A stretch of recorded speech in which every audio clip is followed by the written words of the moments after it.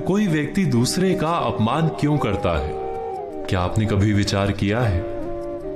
वैसे तो हम भी बिना कारण बहुतों का अपमान करते हैं।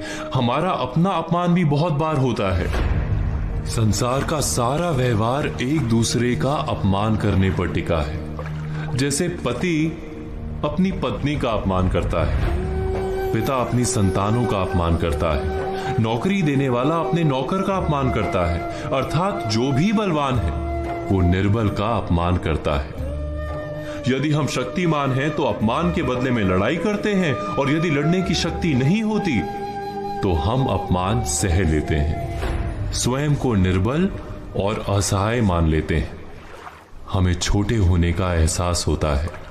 ऐसा प्रतीत होता है जैसे हमारी आत्मा कुचली गई हो। किंतु कोई किसी का अपमान क्यों करता है?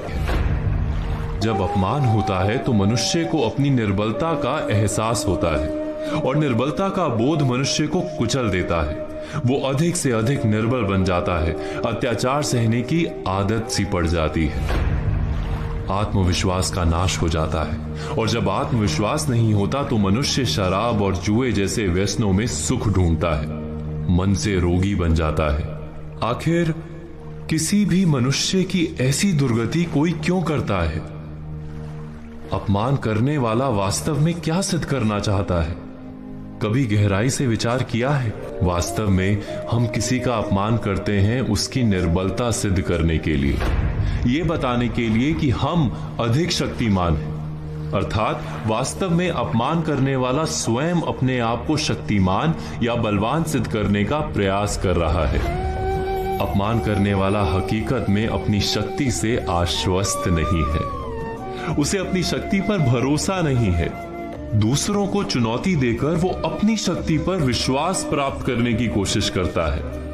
क्या ये सच नहीं? जब हम किसी का अपमान करते हैं तो वास्तव में इतना ही प्रकट करते हैं कि हमें अपने बल पर भरोसा नहीं। हमें ये संसार एक अविरत संघर्ष प्रतीत होता है, कभी ना रुकने वाली एक जंग सी दिखाई देती है। हम अपने निकट आने वाले सभी को प्रतिद्वंदी मानते हैं, फिर वो पति या पत्नी ही क्यों ना हो।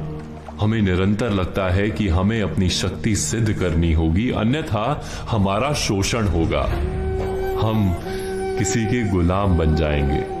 किंतु क्या हमने कभी विचार किया है कि दूसरों को प्रतिद्वंदी अर्थात दुश्मन मानने के बदले कलीग मान लें, हमारी सहायता करने वाले सहयोगी मान लें, अर्थात दूसरे व्यक्ति को प्रेम करें तो उसका अपमान करना आवश्यक ही नहीं होगा।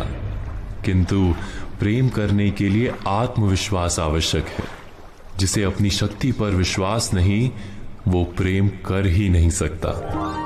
अर्थात जिसका हृदय आत्मविश्वास से भरा होता है, ना वो अपमान करता है, ना अपमान को स्वीकार करता है। क्या ये सत्य नहीं? इस तथ्य पर विचार अवश्य कीजिएगा।